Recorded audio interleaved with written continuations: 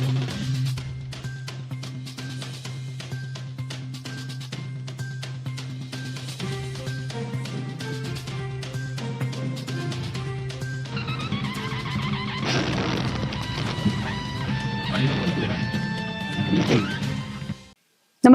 आपण पाहता हिरकणी न्यूज.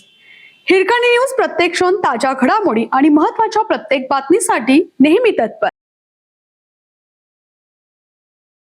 भाटशिरगाव जवळ बसची टँकरला धडक. भाटशिरगाव तालुका शिराळा येथील आवळ ओढ्याजवळ शुक्रवारी सकाळी 10 वाजायच्या सुमारास बस आणि दूध टँकरची समोरासमोर धडक झाली. अपघातात 23 प्रवासी जखमी झाले असून त्यापैकी 2 जण गंभीर जखमी झाले आहेत. टँकर चालक तेजस कांबळे राहणार सुरली आणि श्रेया पाटील राहणार भाटशिरगाव अशी जखमींची नावे आहेत.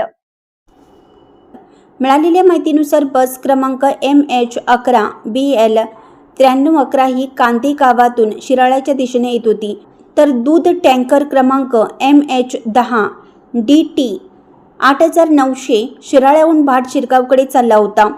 आवळ ओढ्याजवळ दोन्ही वाहनांची समोरासमोर जोरदार धडक झाली.